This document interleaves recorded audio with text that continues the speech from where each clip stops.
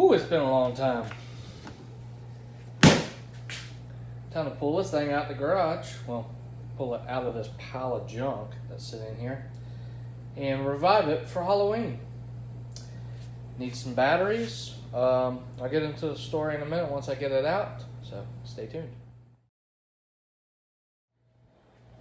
Okay, now that it's out of that little corner over there, and we're over here, we can start talking about what we're going to do to this. So we're going to be setting this up for Halloween for a kid that's in my son's class that broke his leg, and give him a way to get around the neighborhood and trick or treat without having to use his wheelchair and have his parents push him around and stuff like that. This is give his parents control or him control depending on what they want to do.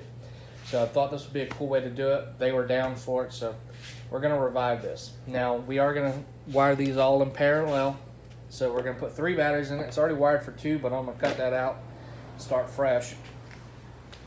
So we have 3 batteries here.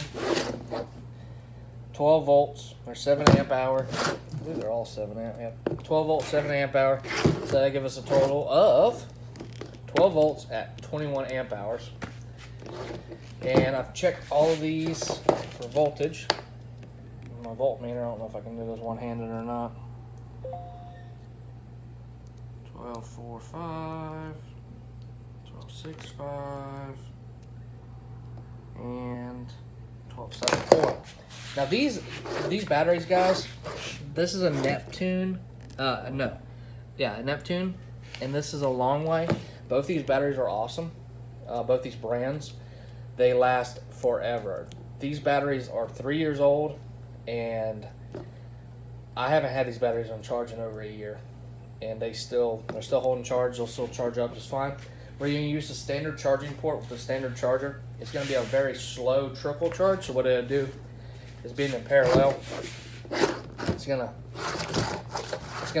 fill up this cell, move to this one, then this one. So it's going to charge the first one in series, first one in parallel, second one, the third one. And it'll slowly charge these 2, but this one's going to be the main one that starts off. So that's how we're going to do it. And I might just switch it up. It doesn't matter the color. They're the same. So now make sure if you're doing this, you have batteries that are the same size, same amp hour, just so everything's correct. Now, if you want to do series and go 24 volt, you're going to go positive to negative, negative to positive, and then into the controller. Now, these are Wally controllers. You can buy replacements if you fry one, but these will only handle 16 to 18 volts. So I do not recommend going any higher than 18. And I wouldn't even go 18. I'd probably just go 16 volt lithium ion and be done with it. So let's get started. I'm going to set the camera up, show you all the tools you need, and we're going to go. All right, guys. So here's the things you're going to need. You're going to need some wire. This is just some auto drive 18 gauge speaker wire. It's OFC, which is oxygen free. That'll work. It's large enough to do the job, considering how small the factory wiring is. 3 batteries, or 2 if you choose. Voltmeter, which you don't need, DVOM voltmeter. We're going to need some female connectors. So these are the blue ones. Those will fit nicely. You could use red. These are male. Let me show you male. So this is male. Those are female.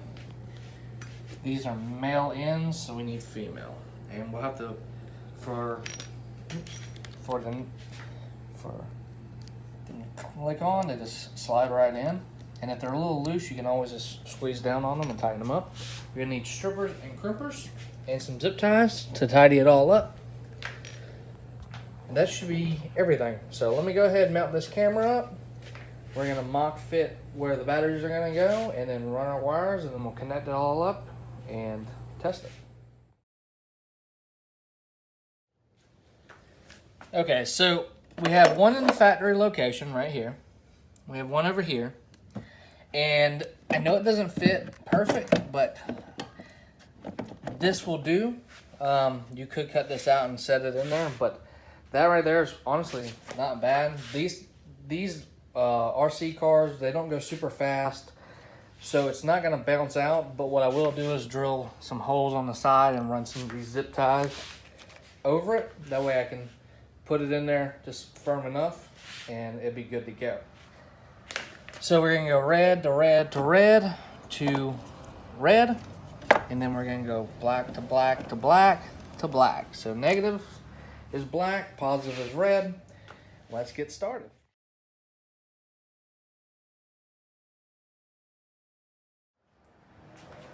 All right, we got the first little jumper made up. We're gonna go ahead and put the ends on it. And white is negative, solid color is positive.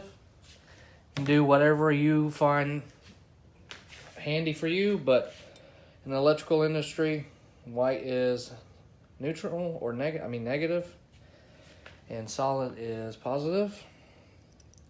And don't get me wrong, I used to be completely opposite of that until I started working in the electrical field, and then I'm like, well, shit, I have to go by the protocol, or else I'm gonna mess myself up at work one day, and it ain't gonna be too pretty. What you can do also is you can just put a piece of black tape on the negative side, that way you know. So this is the first one. We're gonna connect the first one to the second one.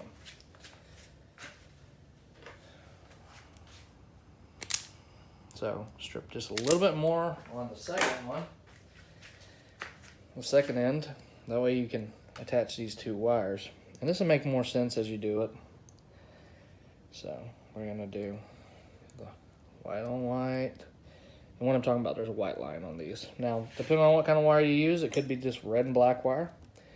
Could be some speaker wire like this. Could be some house wiring. Just depends on what you have and what you want to use. Trim these ends up because they're a little too long. These are the best cutters in the world. I love these things, and they're cheap. Harbor Freight, $5 on sale. They're normally $7, I think. But I have about 4 pairs of them, and I use them for everything. Never had any issues out the crimps. Never have issues out them cutting through smaller gauge wire. Bigger wire, I have to use my Walmart Hyper cuts, but they haven't met a Klein tool that can cut better than them, unfortunately, and I know I'm gonna get a lot of hate for that, but I like Klein, but for the price, I can buy 15 of them. All right, so here's our jumper. This one's gonna go to this battery, and these are gonna come over here, and they're gonna attach straight to the main harness. So let's go ahead and strip these back. Strip a little extra. It's always better to have a little extra strip. Cut off the excess. All right, so remember, we did white stripe for positive. For negative. I about confused myself again. I used to be completely opposite in car audio, so that's why. All right.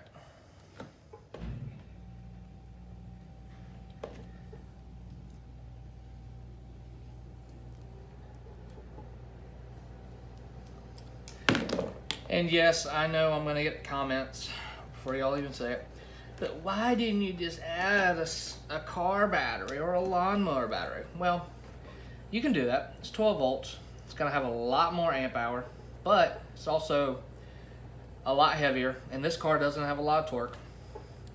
So the torque of this car and that heavy battery plus a heavy kid isn't gonna work out. Also, the room. Now, if this was a full-size power wheels, yeah, car battery, lawnmower battery, no problem. Be perfect. This being one of these remote-controlled ones, there's no room.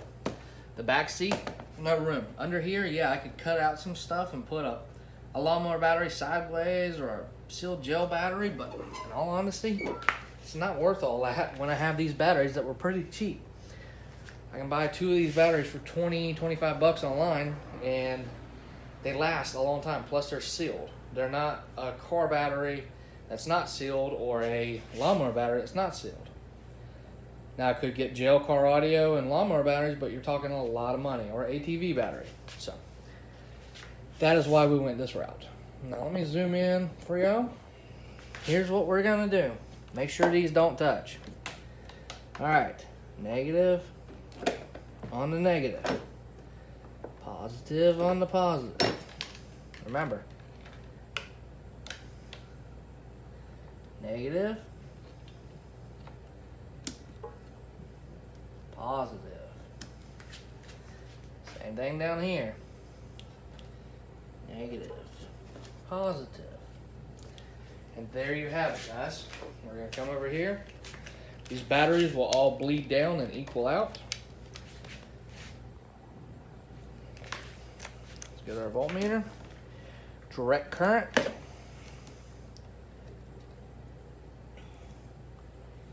1257.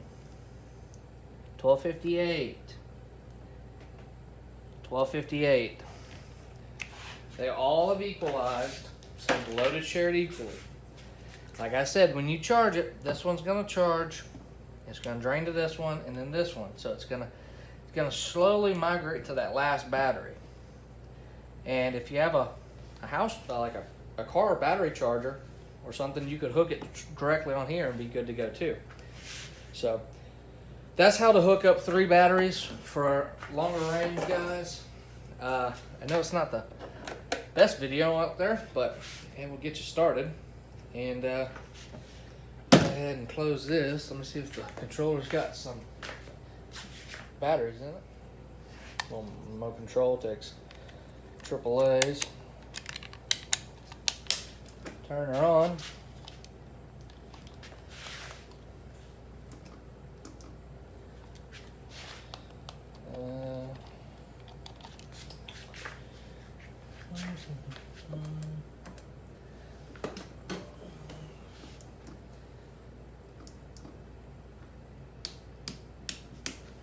Batteries are dead. So even though they show 12, that just means that the power reserve is probably dead. So let's read it while it's on. So we just need to charge them. Let's see what we're showing. 1258, 12.5, 5. Showing we're good.